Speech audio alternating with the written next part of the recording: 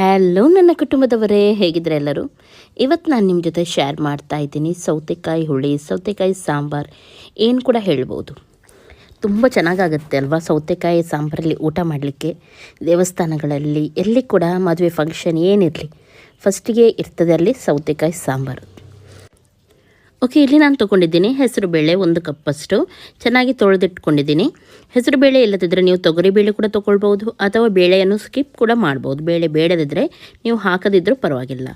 ಇಲ್ಲಿ ನಾನು 1 ಸೌತೆಕಾಯಿ ತೊಗೊಂಡಿದ್ದೀನಿ, ಹಾಗೂ ಸಣ್ಣ ತುಂಡು ಬೆಲ್ಲವನ್ನು ಹಾಕ್ತಾಯಿದ್ದೀನಿ. ಬೆಲ್ಲ ನಿಮ್ಮ ರುಚಿ ಪ್ರಕಾರ ಹಾಕಿ. ಕೆಲವರಿಗೆ ಸಿಹಿ ಇಷ್ಟ ಇರುತ್ತೆ, ಕೆಲವರಿಗೆ ಅಷ್ಟು ಇಷ್ಟ ಇರಲ್ಲ. ಹಾಗಾಗಿ ಆ ಪ್ರಕಾರ ನೀವು ಹಾಕಿದರೆ ಆಯಿತು. ಒಂದು ಅರ್ಧ ನೀರುಳ್ಳಿಯನ್ನು ನಾನಿಲ್ಲಿ ಹಾಕ್ತಾಯಿದ್ದೀನಿ. ಇದು ಕೂಡ ಬೇಕಿದ್ದರೆ ನಿಮಗೆ ಹಾಕ್ಬೋದು, ಇಲ್ಲದಿದ್ದರೆ ನೀರುಳ್ಳಿ ಹಾಕದಿದ್ದರೂ ಪರವಾಗಿಲ್ಲ. ಇವಾಗ ರುಚಿಗೆ ತಕ್ಕಷ್ಟು ಉಪ್ಪನ್ನು ಹಾಕಿ ಇದನ್ನು ನಾನು ಬೇಯಲು ಇಡ್ತಾಯಿದ್ದೀನಿ. ಬೇಳೆ ಬೇಕಿದ್ದರೆ ಕುಕ್ಕರಲ್ಲಿ ಹಾಕಿ ಆಮೇಲೆ ಕೂಡ ಇಡ್ಬೋದು ನೀವು, ಆದರೆ ಹೆಸರು ಬೇಳೆ ಬೇಗನೆ ಬೇಯುತ್ತೆ. ನಾನು ಇದರ ಒಟ್ಟಿಗೆ ಇದನ್ನು ಬೇಯಿಸ್ತಾ ಇದ್ದೀನಿ. ಓಕೆ, ಇನ್ನೊಂದು ಸೈಡಲ್ಲಿ ಮಸಾಲಕ್ಕೆ ರೆಡಿ ಮಾಡೋಣ. 1 ಟೇಬಲ್ ಸ್ಪೂನಷ್ಟು ನಾನಿಲ್ಲಿ ಕಡಲೆಬೇಳೆ ತೊಗೊಂಡಿದ್ದೀನಿ, ಅಷ್ಟೇ ಟೇಬಲ್ ಸ್ಪೂನಷ್ಟು ಉದ್ದಿನ ಬೇಳೆಯನ್ನು ಹಾಕ್ತಾಯಿದ್ದೀನಿ. ನೆಕ್ಸ್ಟ್ ಇದಕ್ಕೆ ನಾನು ಹಾಕ್ತಾಯಿದ್ದೀನಿ ಕೊತ್ತಂಬರಿ ನಾನಿಲ್ಲಿ 1/4 ಟೇಬಲ್ ಸ್ಪೂನಷ್ಟು ಹಾಕ್ತೀನಿ. ಕೊತ್ತಂಬರಿ ಸ್ವಲ್ಪ ಜಾಸ್ತಿ ಇದಕ್ಕೆ. ಆಮೇಲೆ 1/4 ಸ್ಪೂನಷ್ಟು ನಾನಿಲ್ಲಿ ಜೀರಿಗೆ ಹಾಕ್ತಾಯಿದ್ದೀನಿ. ನೆಕ್ಸ್ಟ್ ಇದಕ್ಕೆ ನಾನು ಸ್ವಲ್ಪ ಕಾಳು ಮೆಣಸು ಹಾಕ್ತಾಯಿದ್ದೀನಿ, ಹಾಗೂ ಸ್ವಲ್ಪ ಮೆಂತೆ ಸಾಕು. ಆಮೇಲೆ ಒಂದು 5ರಿಂದ 6 ಒಣಮೆಣಸು ಹಾಕಿದರೆ ಸಾಕು. ಮೀಡಿಯಮ್ ಫ್ಲೇಮಲ್ಲಿ ಅಥವಾ ಗ್ಯಾಸನ್ನು ಸ್ಲೋವಲ್ಲೇ ಇಟ್ಟು ನೀವು ಇದನ್ನು ಫ್ರೈ ಮಾಡಬೇಕು. ಎಲ್ಲ ಒಂದೊಂದು ಕಣ ಕೂಡ ಸರಿಯಾಗಿ ಫ್ರೈ ಆಗಬೇಕು, ಆವಾಗ ಮಾತ್ರ ಇದಕ್ಕೆ ಟೇಸ್ಟ್ ಬರೋದು. ನೋಡಿ, ನಾನು ಸ್ಲೋವಲ್ಲಿ ಗ್ಯಾಸಲ್ಲಿಟ್ಟು ಫ್ರೈ ಮಾಡಿದೆ ಸ್ವಲ್ಪ ಹೊತ್ತು. ನೋಡಿ, ಚೆನ್ನಾಗಿ ಎಲ್ಲ ಕೂಡ ಫ್ರೈ ಆಗಿದೆ. ಕೆಲವು ಕಪ್ಪಾಗೋದು ಅಥವಾ ಕೆಲವು ಹೀಗೆ ಫ್ರೈ ಆಗದೆ ಉಳಿಯೋದು, ಆ ರೀತಿ ಆಗಲಿಲ್ಲ. ಸರಿಯಾಗಿ ಎಲ್ಲ ಕೂಡ ಫ್ರೈ ಆಗಿದೆ. ಈ ರೀತಿ ಬರಬೇಕು, ಆವಾಗ ಮಾತ್ರ ಮಸಾಲ ಚೆನ್ನಾಗಿ ಟೇಸ್ಟಾಗಿ ಬರುತ್ತೆ. ಓಕೆ, ನೆಕ್ಸ್ಟ್ ಇದಕ್ಕೆ ನಾನು ಹಾಕ್ತಾಯಿದ್ದೀನಿ ಕಾಯಿ ತುರಿ. 1 ಕಪ್ಪಷ್ಟು ನಾನಿಲ್ಲಿ ಕಾಯಿ ತುರಿಯನ್ನು ಹಾಕ್ತಾಯಿದ್ದೀನಿ. ಜಾಸ್ತಿ ನಿಮಗೆ ಸಾಂಬಾರು ಇಷ್ಟ ಇದೆ ಆದರೆ ಜಾಸ್ತಿ ಹಾಕ್ಬೋದು, ಕಮ್ಮಿ ಸಾಂಬಾರು ಇಷ್ಟ ಆದರೆ ಸ್ವಲ್ಪ ನೀವು ಕಮ್ಮಿನೂ ಹಾಕ್ಬೋದು. ಓಕೆ, ಕಾಯನ್ನು ಫ್ರೈ ಮಾಡಬೇಕಂತ ಏನಿಲ್ಲ. ಅರ್ಧ ಲಿಂಬೆ ಗಾತ್ರದಷ್ಟು ಹುಳಿಯನ್ನು ಹಾಕಿದ್ದೀನಿ. ಓಕೆ, ಇದನ್ನು ನೈಸಾಗಿ ಇವಾಗ ಗ್ರೈಂಡ್ ಮಾಡೋಣ. ಇನ್ನೊಂದು ಸೈಡಲ್ಲಿ ನೋಡಿ, ಸೌತೆಕಾಯಿ ನಾವು ಹಾಕಿದ್ದು ಬೇಳೆ 2 ಕೂಡ ಚೆನ್ನಾಗಿ ಬೆಂದು ಬಂದಿದೆ. ಈ ರೀತಿ ಬರಬೇಕು, ಸರಿಯಾಗಿ ಬೇಯಬೇಕು ಸೌತೆಕಾಯಿ, ಆವಾಗ ಮಾತ್ರ ಟೇಸ್ಟ್ ಬರುತ್ತೆ ಇದು. ಕೆಲವೊಮ್ಮೆ ಏನಾಗುತ್ತೆ, ಅರ್ಧಂಬರ್ಧ ಬೆಂದರೆ ಸರಿಯಾಗಲ್ಲ. ಇವಾಗ ಗ್ರೈಂಡ್ ಮಾಡಿದ ಮಸಾಲ ಇತ್ತು ನೋಡಿ, ಅದಕ್ಕೆ ಹಾಕೋಣ. ಹಾಗೂ ಎಷ್ಟು ನೀರು ಬೇಕು ನೋಡಿ ಅಷ್ಟು ನೀರನ್ನು ಸೇರಿಸೋಣ. ತುಂಬ ದಪ್ಪ ಕೂಡ ಇಡಬೇಡಿ, ಹಾಗೂ ತುಂಬ ತೆಳು ಕೂಡ ಇಡಬೇಡಿ. ಸಾಂಬಾರು ರೀತಿ ಇದ್ದರೆ ತುಂಬ ಚೆನ್ನಾಗಾಗುತ್ತೆ. ಓಕೆ, ಇವಾಗ ಉಪ್ಪೆಲ್ಲ ಕರೆಕ್ಟ್ ಆಗಿದೆ ಅಂತ ನೋಡಿ. ಆಮೇಲೆ ಕಮ್ಮಿ ಇದೆ ಆದರೆ ಹಾಕಿ. ಹಾಗೆಯೇ ಹುಳಿ ಕೂಡ ಒಮ್ಮೆಲೆ ಕಮ್ಮಿ ಇದೆ ಆದರೆ ಸ್ವಲ್ಪ ಹುಳಿ ನೀರು ಕೂಡ ನೀವು ಸೇರಿಸ್ಬೋದು. ಸರಿಯಾಗಿ ಹದ ಮಾಡಿ ಇದನ್ನು ಇವಾಗ ನಾವು ಮುಚ್ಚಿಡೋಣ. ಚೆನ್ನಾಗಿ ಕುದಿ ಬರಲಿ, ಆಮೇಲೆ ನೋಡೋಣ. ಓಕೆ, ಇವಾಗ ಒಳ್ಳೆ ರೀತಿ ಕುದಿ ಬಂದಿದೆ, ನೋಡ್ಬೋದು ನೀವು. ಘಮ ಘಮ ಅಂತ ಪರಿಮಳ ಬರ್ತಾ ಉಂಟು. ತುಂಬ ಟೇಸ್ಟ್ ಆಗುತ್ತೆ ಈ ರೀತಿ ಮಾಡಿದರೆ. ಇವಾಗ ನೀವು ಇದನ್ನು ಹೀಗೇ ಯೂಸ್ ಮಾಡ್ಬೋದು, ಗೊತ್ತಾಯ್ತಲ್ಲ. ಇದಕ್ಕೆ ಒಗ್ಗರಣೆ ಎಲ್ಲ ಹಾಕಬೇಕಂತ ಏನಿಲ್ಲ, ಹೀಗೇ ನೀವು ಬೇಕಿದ್ರೆ ಯೂಸ್ ಮಾಡ್ಬೋದು. ಅಥವಾ ನಿಮಗೆ ಒಗ್ಗರಣೆ ಇಷ್ಟ ಇದೆ ಆದರೆ ಒಗ್ಗರಣೆ ನೀವು ಹಾಕಿದರೂ ತುಂಬ ಚೆನ್ನಾಗಾಗುತ್ತೆ. ಓಕೆ, ಸೌತೆಕಾಯಿ ಎಲ್ಲ ಪರ್ಫೆಕ್ಟಾಗಿ ಬೆಂದಿದೆ. ನಾನಿಲ್ಲಿ ಸಾಸಿವೆ, ಬೆಳ್ಳುಳ್ಳಿ, ಕರಿಬೇವು ಸೊಪ್ಪು ಹಾಕಿ ಒಂದು ಸಣ್ಣ ಒಗ್ಗರಣೆಯನ್ನು ಹಾಕಿದ್ದೀನಿ. ತೆಂಗಿನ ಎಣ್ಣೆಯನ್ನು ನಾನಿಲ್ಲಿ ಯೂಸ್ ಮಾಡಿದ್ದೀನಿ. ಓಕೆ, ಸಾಂಬಾರು ರೆಡಿ ಆಯಿತು. ಖಂಡಿತವಾಗ್ಲೂ ಬಿಸಿ ಬಿಸಿ ಅನ್ನದ ಜೊತೆಗೆ ಸಾಂಬಾರು ಹಾಕಿ ಊಟ ಮಾಡಿ. ಸೈಡಲ್ಲಿ ಮೀನು ಫ್ರೈ ಇದ್ದರೆ ಅಥವಾ ಒಣ ಮೀನು ಫ್ರೈ ಇದ್ದರೆ ತುಂಬ ಚೆನ್ನಾಗಾಗುತ್ತೆ. ಸ್ಪೆಷಲಾಗಿ ಬೆಂಡೆಕಾಯಿ ಸಾರನ್ನು ತೊಗೊಂಡು ಬಂದಿದ್ದೀನಿ, ತುಂಬ ಚೆನ್ನಾಗಾಗುತ್ತೆ. ಹಾಗೂ ತುಂಬ ಸಿಂಪಲಾಗಿ ನಾವು ಇದನ್ನು ಮಾಡ್ಬೋದು. ಓಕೆ, ನಾನಿವಾಗ ತೋರಿಸ್ತೀನಿ ಯಾವ ರೀತಿ ಮಾಡಬೇಕಂತೇಳಿ. ಫಸ್ಟಿಗೊಂದು ಕಡಾಯಿ ತಗೊಳ್ಳಿ, ಅದರಲ್ಲಿ 1 ಟೇಬಲ್ ಸ್ಪೂನಷ್ಟು ಆಯಿಲನ್ನು ಹಾಕಿ, ಆಮೇಲೆ ನೋಡಿ ಕಟ್ ಮಾಡಿದ ಬೆಂಡೆಕಾಯನ್ನು ಇದರಲ್ಲಿ ಹಾಕಿ ಸ್ವಲ್ಪ ಹೊತ್ತು ಫ್ರೈ ಮಾಡಬೇಕು. ಫ್ರೈ ಮಾಡಿ ಯೂಸ್ ಮಾಡೋದ್ರಿಂದ ತುಂಬ ಚೆನ್ನಾಗಾಗುತ್ತೆ ಬೆಂಡೆಕಾಯಿ ತಿನ್ನಲಿಕ್ಕೆ ಕೂಡ, ಹಾಗೂ ಟೇಸ್ಟ್ ಕೂಡ ಚೆನ್ನಾಗಿ ಬರುತ್ತೆ. ರುಚಿಗೆ ತಕ್ಕಷ್ಟು ಉಪ್ಪನ್ನು ಹಾಕೋಣ, ಹಾಗೂ ಸ್ವಲ್ಪ ಹೊತ್ತಿದನ್ನು ಸರಿಯಾಗಿ ನಾವು ಫ್ರೈ ಮಾಡೋಣ. ಓಕೆ, ಬೆಂಡೆಕಾಯಿ ಫ್ರೈ ಆಗ್ತಾನೆ ಇರುವಾಗ ಇದಕ್ಕೆ ಬೇಕಾಗಿರುವ ಮಸಾಲವನ್ನು ರೆಡಿ ಮಾಡ್ಕೊಳ್ಳೋಣ. ಇಲ್ಲಿ ನಾನು ಸ್ವಲ್ಪ ಒಣಮೆಣಸು ತೊಗೊಂಡಿದ್ದೀನಿ. ಇದು ಖಾರ ಮೆಣಸು, ನಿಮಗೆ ಬೇಕಿದ್ದರೆ ನೀವು ಬ್ಯಾಡಗಿ ಮೆಣಸು ಕೂಡ ಇಲ್ಲಿ ಯೂಸ್ ಮಾಡ್ಬೋದು. ಸ್ವಲ್ಪ ನಾನಿಲ್ಲಿ ಕಾಳುಮೆಣಸು ಹಾಗೂ 1/4 ಸ್ಪೂನಷ್ಟು ಕೊತ್ತಂಬರಿ ಕಾಳನ್ನು ಹಾಕ್ತಾ ಇದ್ದೀನಿ. ಆಮೇಲೆ ಸ್ವಲ್ಪ ಸಾಸಿವೆ, ಆಮೇಲೆ ಒಂದು ಅರ್ಧ ಸ್ಪೂನಷ್ಟು ನಾನಿಲ್ಲಿ ಜೀರಿಗೆಯನ್ನು ಹಾಕ್ತಾ ಇದ್ದೀನಿ. ಆಮೇಲೆ ಸ್ವಲ್ಪ ಮೆಂತ್ಯಕಾಳು ಹಾಕಿದರೆ ಸಾಕು. ಆಮೇಲೆ ಒಂದು ಅರ್ಧ ಲಿಂಬೆ ಗಾತ್ರದಷ್ಟು ಹುಳಿಯನ್ನು ನಾನಿಲ್ಲಿ ಯೂಸ್ ಮಾಡ್ತಾ ಇದ್ದೀನಿ. ಓಕೆ, ನೆಕ್ಸ್ಟ್ ಇದಕ್ಕೆ ನಾನು ಹಾಕ್ತಾ ಇದ್ದೀನಿ ಬೆಳ್ಳುಳ್ಳಿ. ಇವಾಗ ಈ ಮಸಾಲವನ್ನು ನೈಸಾಗಿ ನಾವು ಗ್ರೈಂಡ್ ಮಾಡೋಣ. ನೋಡಿ, ಇವಾಗ ಬೆಂಡೆಕಾಯಿ ಫ್ರೈ ಆಗಿದೆ. ಇಲ್ಲಿ ನೋಡ್ಬೋದು ನೀವು, ಸಾಫ್ಟ್ ಕೂಡ ಆಗಿದೆ, ಕಾಣ್ತಾ ಉಂಟು ನೋಡುವಾಗ ಸಾಫ್ಟ್ ಆಗಿದೆ ಅಂತ ಹೇಳಿ. ಈ ಟೈಮಲ್ಲಿ ನಾವು ಇದಕ್ಕೆ ಸ್ವಲ್ಪ ಅರಿಶಿನ ಪೌಡರ್ ಕೂಡ ಸೇರಿಸೋಣ. ಹಾಗೂ ಒಂದು ಉದ್ದನೆ ಕಟ್ ಮಾಡಿದ ನೀರುಳ್ಳಿಯನ್ನು ಕೂಡ ನಾನಿಲ್ಲಿ ಹಾಕ್ತಾ ಇದ್ದೀನಿ. ಹಾಗೂ ಸ್ವಲ್ಪ ಹೊತ್ತು ಇದನ್ನು ಈ ಎಣ್ಣೆ ಉಂಟು ನೋಡಿ ಅದರಲ್ಲೇ ಫ್ರೈ ಮಾಡೋಣ. ಒಂದು ನಿಮಿಷದವರೆಗೂ ನೀವು ಫ್ರೈ ಮಾಡಿದರೆ ಸಾಕು, ಜಾಸ್ತಿ ಫ್ರೈ ಆಗಬೇಕಂತ ಏನಿಲ್ಲ. ಓಕೆ, ಇವೆಲ್ಲವನ್ನು ಸ್ವಲ್ಪ ಹೊತ್ತು ಫ್ರೈ ಮಾಡಿ ಆದಮೇಲೆ ನಾವು ಗ್ರೈಂಡ್ ಮಾಡಿಟ್ಟ ಮಸಾಲ ಇತ್ತು ನೋಡಿ, ಅದನ್ನು ಇದಕ್ಕೆ ಹಾಕೋಣ. ಮಸಾಲ ಹಾಕಿ ಸ್ವಲ್ಪ ಮಸಾಲವನ್ನು 1 ನಿಮಿಷದವರೆಗೂ ಇದರಲ್ಲಿ ಫ್ರೈ ಮಾಡಿ ಈ ರೀತಿ. ಓಕೆ, ಸ್ವಲ್ಪ ಹೊತ್ತು ಇದನ್ನು ಚೆನ್ನಾಗಿ ಫ್ರೈ ಮಾಡಿ ಆಮೇಲೆ ಇದಕ್ಕೆ ಬೇಕಾಗಿರುವಷ್ಟು ನೀರನ್ನು ಸೇರಿಸೋಣ. ಇಲ್ಲಿ ನಾವು ತುಂಬ ದಪ್ಪವಾಗಿ ಇಡಲಿಕ್ಕಿಲ್ಲ, ಅಂದರೆ ಗಟ್ಟಿಯಾಗಿ ಮಾಡಲಿಕ್ಕಿಲ್ಲ, ಸ್ವಲ್ಪ ತಿಳಿಸಾರು ಬರುತ್ತೆ ನೋಡಿ, ಆ ಟೈಪಲ್ಲಿ ಮಾಡಲಿಕ್ಕೆ. ಹಾಗಾಗಿ ನೀರನ್ನು ಸ್ವಲ್ಪ ಜಾಸ್ತಿನೇ ನೀವು ಹಾಕಿ. ಸ್ವಲ್ಪ ಮಸಾಲ ನೀರು ನಾನಿಲ್ಲಿ ಹಾಕಿದ್ದೀನಿ, ಹಾಗೂ ಇವಾಗ ನಾನು ನೀರು ಹಾಕ್ತಾಯಿದ್ದೀನಿ. ಓಕೆ, ನಾನು ಹೇಳಿದಾಗೆ ಇಲ್ಲಿ ನಾನು ನೀರು ಸ್ವಲ್ಪ ಜಾಸ್ತಿನೇ ಯೂಸ್ ಮಾಡ್ತಾ ಇದ್ದೀನಿ. ಓಕೆ, ಇಷ್ಟು ನೀರು ಹಾಕಿದರೆ ಸಾಕು.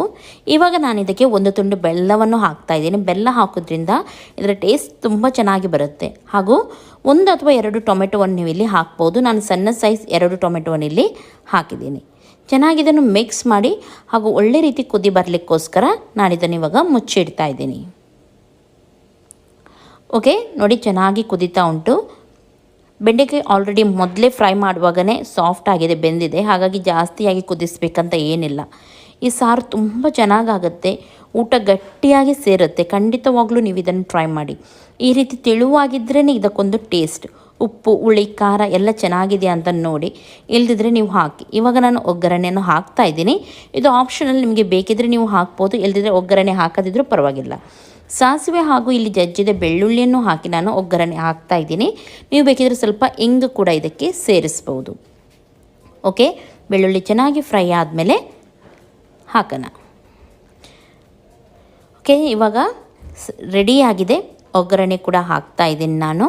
ಸಾಂಬಾರು ಕೂಡ ರೆಡಿಯಾಗಿದೆ. ಖಂಡಿತವಾಗ್ಲೂ ಇದನ್ನು ನೀವು ಟ್ರೈ ಮಾಡಿ ಆಮೇಲೆ ನನಗೆ ಕಮೆಂಟ್ ಮಾಡಿ ಹೇಳಿ ಯಾವ ರೀತಿ ಆಗಿತ್ತಂತ ಹೇಳಿ. ಹುರುಳಿ ಕಟ್ಟು ಸಾರು ನನ್ನ ಫೇವ್ರೆಟ್ ರೆಸಿಪಿಯಲ್ಲಿ ಒಂದು. ಇದು ನನಗೆ ತುಂಬ ಇಷ್ಟ. ಇದು ಒಂದಿದ್ದರೆ ಸಾಕು, ಹೊಟ್ಟೆ ತುಂಬ ನಾನು ರೈಸ್ ಊಟ ಮಾಡ್ತೀನಿ. ಖಂಡಿತವಾಗ್ಲೂ ನಿಮಗೂ ಕೂಡ ಇದನ್ನು ನಾನು ಶೇರ್ ಮಾಡ್ತೀನಿ. ಹಾಗೂ ತುಂಬ ಸಿಂಪಲ್ ಆದ ರೆಸಿಪಿ ಇದು. ಯಾವುದೇ ಖಾರ ಕಡಿಬೇಡಿ, ಏನು ಮಾಡಿಬಿಡಿ, ಸಿಂಪಲ್ಲಾಗಿ ಇದನ್ನೊಂದು ಮಾಡಿ ನೋಡಿ. ಎಷ್ಟು ಚೆನ್ನಾಗಾಗುತ್ತೆ ಅಂದರೆ ಮತ್ತೆ ನೀವು ಹೇಳ್ತೀರಾ ನನಗೆ. ಓಕೆ, ಫಸ್ಟಿಗೆ ಇದಕ್ಕೆ ಬೇಕು ಹುರುಳಿ. ಇಲ್ಲಿ ನಾನು ಅರ್ಧ ಕೆಜಿಗಿಂತ ಸ್ವಲ್ಪ ಕಮ್ಮಿ ಹುರುಳಿಯನ್ನು ತೊಗೊಂಡಿದ್ದೀನಿ. ಇದನ್ನು ನಾನು ಫುಲ್ ನೈಟ್ವರೆಗೂ ನೆನೆ ಹಾಕಿದ್ದೀನಿ. ಒಮ್ಮೆಲೆ ಫುಲ್ ನೈಟ್ ನೆನೆ ಹಾಕಲಿಕ್ಕೆ ಆಗದಿದ್ದರೆ ಒಂದು 4 ಗಂಟೆ ಆದರೂ ನೀವು ಇದನ್ನು ಚೆನ್ನಾಗಿ ನೆನೆಸಬೇಕು. ಓಕೆ, ಇವಾಗ ಇದನ್ನು ನಾನು ಚೆನ್ನಾಗಿ ತೊಳೆದು ಕುಕ್ಕರಲ್ಲಿ ಹಾಕ್ತಾ ಇದ್ದೀನಿ. ಕುಕ್ಕರಲ್ಲಿ ಹಾಕಿದರೆ ತುಂಬ ಬೆಸ್ಟ್, ಯಾಕೆಂದರೆ ಇದು ತುಂಬ ಸ್ಮೂತ್ ಆಗಬೇಕು, ಹಾಗಾಗಿ ಮೆದು ಆಗಬೇಕು. ನೋಡಿ, ನಾನು ಇದಕ್ಕೆ ಕುಕ್ಕರಲ್ಲಿ ಹಾಕಿ 3/4 ಫುಲ್ಲು ನೀರಿಟ್ಟಿದ್ದೀನಿ. ನೀರು ಜಾಸ್ತಿ ಇಟ್ಟು ಇದನ್ನು ಅಟ್ಲೀಸ್ಟ್ ಒಂದು 10ಕ್ಕಿಂತ ಜಾಸ್ತಿನೇ ನೀವು ಸಿಟಿ ತೆಗಿಬೇಕು. ನಾನಿಲ್ಲಿ ಈ ಕುಕ್ಕರ ಇಟ್ಟಿದ್ದರಿಂದ ಇದು ಸ್ವಲ್ಪ ಲೇಟಾಗಿದಾಗುತ್ತೆ, ಹಾಗಾಗಿ ನಾನು ಇದರಲ್ಲಿ 15 ಸಿಟಿ ತೆಗಿತೀನಿ. ನೋಡಿ ಈ ರೀತಿ, ಯಾಕೆಂದರೆ ಇದರಲ್ಲಿ ಹುರುಳಿ ಉಂಟು ನೋಡಿ, ಫುಲ್ಲು ಅದರ ನೀರನ್ನು, ಅದರ ಅಂಶವನ್ನು ಬಿಡಬೇಕು. ಆವಾಗ ಮಾತ್ರ ಅದಕ್ಕೆ ಹುರುಳಿ ಕಟ್ ಅಂತ ಹೇಳ್ತಾರೆ. ನೋಡಿ ಎಷ್ಟು ಸಾಫ್ಟ್ ಆಗಿದೆ ನೋಡಿ, ಈ ರೀತಿ ಸಾಫ್ಟ್ ಆಗಬೇಕಿದು. ಇದರಲ್ಲ ಇಷ್ಟು ಸ್ಮೂತ್ ಆಗಬೇಕು, ಆವಾಗ ಮಾತ್ರ ಅದರ ಫ್ಲೇವರ್ ಅದರಲ್ಲಿ ಬಿಟ್ಟು ಹೋಗುತ್ತೆ. ಓಕೆ, ಚೆನ್ನಾಗಿ ಇವಾಗ ಸಾಫ್ಟ್ ಆಗಿದೆ ಇದು. ಇದನ್ನು ನಾನಿವಾಗ ಒಂದು ಪಾತ್ರೆಗೆ ನೋಡಿ ಈ ರೀತಿ ಸೋಸ್ತಾ ಇದ್ದೇನೆ. ಇದು ಕಟ್ ಉಂಟು ನೋಡಿ, ಅದರ ನೀರು ಉಂಟು ನೋಡಿ, ಅದನ್ನು ನಾವು ಸಪ್ರೇಟಾಗಿ ತೆಗಿಬೇಕು. ಓಕೆ, ತೆಗಿಯೋಣ ಇದನ್ನು ಸಪ್ರೇಟಾಗಿ. ಓಕೆ ನೋಡಿ, ಇವಾಗ ಈ ನೀರುಂಟು ನೋಡಿ ಹುರುಳಿದ್ದು ನೋಡಿ, ಇದು ನಮಗೆ ಬೇಕಾಗಿದ್ದು. ಇದನ್ನು ಇವಾಗ ಏನು ಮಾಡಬೇಕಂದ್ರೆ ನಾವು ಬೇಯಿಸ್ಲಿಕ್ಕೆ ಇಡಲಿಕ್ಕುಂಟು. ಇದು ಇಷ್ಟು ತೆಳು ಉಂಟು ನೋಡಿ, ಇದು ದಪ್ಪ ಆಗಬೇಕು, ಗಟ್ಟಿ ಆಗಬೇಕು. ಹಾಗಾಗಿ ಇದನ್ನು ಒಲೆ ಮೇಲೆ ಇಡಿ ಹಾಗೂ ಇದನ್ನು ಚೆನ್ನಾಗಿ ಬರಿಸಿ, ಚೆನ್ನಾಗಿ ಕುದಿಬೇಕಿದು. ಎಷ್ಟು ತಿಕ್ಕಾಗುತ್ತೆ ನೋಡಿ ಅಷ್ಟು ಚೆನ್ನಾಗಾಗುತ್ತೆ, ಅಂದರೆ ದಪ್ಪ ಆಗುತ್ತೆ ನೋಡಿ, ಗಟ್ಟಿ ಆಗುತ್ತೆ ಅಂತ ಹೇಳ್ತಾರೆ ನೋಡಿ, ಅಷ್ಟು ಚೆನ್ನಾಗಾಗುತ್ತೆ. ನಾನೇನು ಮಾಡ್ತಾಯಿದ್ದೀನಿ ಅಂದರೆ ಇದರಲ್ಲಿ ಒಂದು 2 ಸ್ಪೂನಷ್ಟು ದೊಡ್ಡ ಚಮಚ ನೋಡಿ, ದೊಡ್ಡ ಚಮಚ 2 ಚಮಚದಷ್ಟು ಸಣ್ಣ ಜಾರಿಗೆ ಹಾಕಿ ಗ್ರೈಂಡ್ ಮಾಡ್ತೀನಿ. ಆಮೇಲೆ ಕಟ್ಟು ಬೇಯಲಿಕ್ಕೆ ಇಡುವಾಗ ಇದಕ್ಕೆ ಸ್ವಲ್ಪ ಹಸಿಮೆಣಸು ಹಾಗೂ 1 ನೀರುಳ್ಳಿಯನ್ನು ಹಾಕ್ತಾಯಿದ್ದೀನಿ. ಹಸಿಮೆಣಸು ಜಾಸ್ತಿ ಹಾಕಿದರೂ ಚೆನ್ನಾಗಾಗುತ್ತೆ. ಹಾಗೂ ಲಿಂಬೆ ಗಾತ್ರದಷ್ಟು ಹುಳಿಯನ್ನು ನಾನು ಇದಕ್ಕೆ ಹಾಕ್ತೀನಿ. ಬೇಕಿದ್ರೆ ನೀರು ಮಾಡಿ ಕೂಡ ನೀವು ಹಾಕ್ಬೋದು, ಹುಳಿಯನ್ನು ಡೈರೆಕ್ಟಾಗಿ ಕೂಡ ಹಾಕ್ಬೋದು. ಯಾಕೆಂದರೆ ತುಂಬ ಹೊತ್ತು ಇದನ್ನು ಬೇಯಿಸ್ಲಿಕ್ಕೆ ಉಂಟು ನೋಡಿ, ಗಟ್ಟಿ ಆಗಬೇಕಿದು. ನೋಡ್ತಾ ಇದ್ದೀರಲ್ಲ, ಇವಾಗ ಸ್ವಲ್ಪ ಸ್ವಲ್ಪ ಎಷ್ಟು ತಿಳಿ ಇತ್ತು, ಇವಾಗ ಸ್ವಲ್ಪ ದಪ್ಪವಾಗಿ ಬರ್ತಾ ಉಂಟಿದು. ಆಮೇಲೆ ಗ್ರೈಂಡ್ ಮಾಡಿದ ಹುರುಳಿ ಇತ್ತು ನೋಡಿ, ಅದನ್ನು ಇದಕ್ಕೆ ಹಾಕಿ. ಇದರಿಂದ ಇದರ ಟೇಸ್ಟ್ ಕೂಡ ಚೆನ್ನಾಗಾಗುತ್ತೆ. ಹಾಗೂ ಸಾರು ಉಂಟು ನೋಡಿ, ಅದು ಸ್ವಲ್ಪ ಗಟ್ಟಿಯಾಗಿಯೂ ಬೇಗನೆ ಆಗುತ್ತೆ. ಉಳಿದ ಹುರುಳಿ ಇತ್ತು ನೋಡಿ ಬೇಯಿಸಿದ್ದು, ನೀವು ಅದನ್ನು ಯಾವುದಕ್ಕಾದರೂ ಪಲ್ಯಕ್ಕೆ ಅದಕ್ಕಿದಕ್ಕೆ ನೀವು ಹಾಕ್ಬೋದು. ಓಕೆ, ಚೆನ್ನಾಗಿ ಇದನ್ನು ಮಿಕ್ಸ್ ಮಾಡಿ ಈ ರೀತಿ. ಇನ್ನೂ ಕೂಡ ಕುದಿಬೇಕಿದು, ಇನ್ನೂ ಕೂಡ ಸ್ವಲ್ಪ ತಿಕ್ಕಾಗಬೇಕು. ಚೆನ್ನಾಗಿ ಎಷ್ಟು ದಪ್ಪ ಆಗುತ್ತೆ ನೋಡಿ, ಇದು ಅಷ್ಟು ಟೇಸ್ಟ್ ಜಾಸ್ತಿ ಆಗುತ್ತೆ. ಒಲೆ ಎಲ್ಲ ಇದೆ ಆದರೆ ಆವಾಗ ನೀವು ಒಲೆ ಮೇಲೆ ಕೆಂಡದ ಮೇಲೆ ಇದನ್ನು ಇಟ್ಟರೆ ತುಂಬ ಚೆನ್ನಾಗಾಗುತ್ತೆ. ಇವಾಗ ಉಪ್ಪು ಹಾಕುವಾಗ ಸ್ವಲ್ಪ ಕಮ್ಮಿ ಹಾಕಿ, ಯಾಕೆಂದರೆ ಇದರಲ್ಲಿರುವ ನೀರು ಕರಗ್ತಾ ಹೋಗುವಾಗ ಇದು ಗಟ್ಟಿ ಆಗುವಾಗ ಉಪ್ಪು ಮತ್ತೆ ಜಾಸ್ತಿ ಆಗುತ್ತೆ. ಆಮೇಲೆ ಟೇಸ್ಟ್ ನೋಡಿ ಹಾಕ್ಬೋದು. ಹಾಗಾಗಿ ಇವಾಗ ಸ್ವಲ್ಪ ಉಪ್ಪು ಹಾಕಿ ನೀವು ಇಡಿ. ಓಕೆ ನೋಡಿ, ಇವಾಗ ನೋಡ್ಬೋದು ನೀವು ಎಷ್ಟು ತಿಕ್ಕಾಗಿದೆ, ಎಷ್ಟು ದಪ್ಪವಾಗಿದೆ ನೋಡಿ ಹುರುಳಿಕಟ್ಟು. ಇದು ತುಂಬ ಚೆನ್ನಾಗಾಗುತ್ತೆ, ಟೇಸ್ಟ್ ಆಗುತ್ತೆ. ಈ ರೀತಿ ನೀವು ತೆಳುವಾಗಿ ಇಟ್ಟರೆ ಟೇಸ್ಟ್ ಇರೋದಿಲ್ಲ, ಈ ರೀತಿ ದಪ್ಪ ಆದರೆ ಮಾತ್ರ ಹುರುಳಿಕಟ್ಟು ತುಂಬ ಚೆನ್ನಾಗಾಗುತ್ತೆ. ಓಕೆ, ಇವಾಗ ಇದು ರೆಡಿ ಆಗಿದೆ. ನೆಕ್ಸ್ಟ್ ಇದಕ್ಕೆ ಮೇನ್ ಅಂದರೆ ಒಗ್ಗರಣೆ ಕೊಡೋದು. ಒಗ್ಗರಣೆಗೆ ಸ್ವಲ್ಪ ಎಣ್ಣೆ ಜಾಸ್ತಿ, ನಾನಿಲ್ಲಿ ತೆಂಗಿನ ಎಣ್ಣೆ ಯೂಸ್ ಮಾಡಿದ್ದೀನಿ. ನೀವು ಯಾವುದೇ ಎಣ್ಣೆ ನಾರ್ಮಲ್ ನೀವು ಯೂಸ್ ಮಾಡ್ತೀನಿ ನೋಡಿ, ಅದನ್ನು ಯೂಸ್ ಮಾಡ್ಬೋದು. ಓಕೆ, ಇವಾಗ ಇದಕ್ಕೆ ಸಾಸಿವೆ ಹಾಕೋಣ. ಸಾಸಿವೆ ಸ್ವಲ್ಪ ಜಾಸ್ತಿ, ಒಗ್ಗರಣೆಗೆ ಇಲ್ಲಿ ಎಲ್ಲ ಅಂಶ ಕೂಡ ಜಾಸ್ತಿ. ಸಾಸಿವೆ ನಾನಿಲ್ಲಿ ಅರ್ಧ ಟೇಬಲ್ ಸ್ಪೂನಷ್ಟು ಹಾಕಿದ್ದೀನಿ. ಆಮೇಲೆ ಇದಕ್ಕೆ 4-5 ಒಣಮೆಣಸು ಹಾಕ್ತಾಯಿದ್ದೀನಿ. ಒಣಮೆಣಸು ಆಪ್ಷನಲ್, ಅಂದರೆ ಬೇಕಿದ್ರೆ ಮಾತ್ರ ನೀವು ಹಾಕ್ಬೋದು, ಇಲ್ದಿದ್ರೆ ಪರವಾಗಿಲ್ಲ. ಚೆನ್ನಾಗಿ ಕೆಂಪಾಗುವವರೆಗೂ ಫ್ರೈ ಮಾಡಿ. ಆಮೇಲೆ ಬೆಳ್ಳುಳ್ಳಿ ಹಾಗೂ ಕರಿಬೇವು ಸೊಪ್ಪನ್ನು ಹಾಕಿದ್ದೀನಿ. ಬೆಳ್ಳುಳ್ಳಿ ಕೂಡ ನಾನು ಹೇಳಿದಾಗೆ ಇಲ್ಲಿ ಎಲ್ಲನೂ ಜಾಸ್ತಿ, ಹಾಗಾಗಿ ಬೆಳ್ಳುಳ್ಳಿ ಕೂಡ ಜಾಸ್ತಿ. ಚೆನ್ನಾಗಿ ಜಜ್ಜಿ ಬೆಳ್ಳುಳ್ಳಿಯನ್ನು ಹಾಕಿ ಹಾಗೂ ಕೆಂಪಾಗುವವರೆಗೂ ಇದನ್ನು ಫ್ರೈ ಮಾಡಿ. ಬೆಳ್ಳುಳ್ಳಿ ಫ್ಲೇವರ್ ಚೆನ್ನಾಗಿ ಬಿಡಬೇಕು ಇದರಲ್ಲಿ. ಓಕೆ, ಇಷ್ಟೇ ಮಾಡಲಿಕ್ಕಿರೋದು. ಈ ಒಗ್ಗರಣೆಯನ್ನು ನೀವು ತೆಗೆದು ಅದಕ್ಕೆ ಹಾಕಿದರೆ ಆಯಿತು. ಎಷ್ಟು ಸಿಂಪಲ್ ಉಂಟು ನೋಡಿದ್ರಲ್ವಾ. ಓಕೆ, ಇವಾಗ ಹಾಕಿ. ಘಮ ಘಮ ಪರಿಮಳ ಬರ್ತಾ ಉಂಟು. ಊಟ ಮಾಡೋಣ ಅಂತ ಇವಾಗಲೇ ಆಸೆ ಆಗ್ತಾ ಉಂಟು. ಖಂಡಿತ ಇದನ್ನು ನೀವು ಟ್ರೈ ಮಾಡಿ. ಆಮೇಲೆ ನನಗೆ ಕಮೆಂಟ್ ಮಾಡಿ ಹೇಳಿ ನೀವು ಯಾವ ರೀತಿ ಆಗಿತ್ತಂತ ಹೇಳಿ. ನೋಡಿ, 1 ತುತ್ತು ಉಣ್ಣುವರು 2 ತುತ್ತು ಜಾಸ್ತಿ ಊಟ ಮಾಡ್ತಾರೆ ಖಂಡಿತವಾಗ್ಲೂ. ಇದರಿಂದ ಉಪ್ಪು, ಹುಳಿ, ಖಾರ ಎಲ್ಲನೂ ಕರೆಕ್ಟಾಗಿದೆಯಾ ನೋಡಿ. ಇಲ್ಲದಿದ್ದರೆ ನೆಕ್ಸ್ಟ್ ಸ್ವಲ್ಪ ಹಾಕಿ. ಇಷ್ಟೇ ಮಾಡಲಿಕ್ಕಿರೋದು. ನನ್ನ ರೆಸಿಪಿ ಯಾರಿಗೆಲ್ಲ ಇಷ್ಟ ಅವರು ಲೈಕ್ ಮಾಡಿ, ನಿಮ್ಮ ಫ್ರೆಂಡ್ಸ್ ಜೊತೆ ಎಲ್ಲರ ಜೊತೆ ಶೇರ್ ಮಾಡಿ. ಹಾಗೂ ನನ್ನ ಚಾನಲ್ಗೆ ಇನ್ನೂ ಕೂಡ ಯಾರು ಸಬ್ಸ್ಕ್ರೈಬ್ ಮಾಡಲಿಲ್ಲ ನೋಡಿ, ಅವರು ಸಬ್ಸ್ಕ್ರೈಬ್ ಮಾಡಿ. ನೋಡಿ ಎಷ್ಟು ತಿಕ್ಕಾಗಿ ಚೆನ್ನಾಗಿದೆ. ಇದಕ್ಕೆ ಯಾವುದೇ ಮಸಾಲೆ ನೀವು ಕಡೆದ ಹಾಕಬೇಕಂತಿಲ್ಲ, ಏನಿಲ್ಲ. ಇದೇ ರೀತಿಯೊಮ್ಮೆ ಮಾಡಿ. ಸುಮಾರು ವಿಧದಲ್ಲಿ ಮಾಡ್ತಾರೆ, ಅದರಲ್ಲಿ ಇದು ವಿಧ ಕೂಡ ಒಂದು. ಟೇಕ್ ಕೇರ್, ಬಾಯ್ ಬಾಯ್.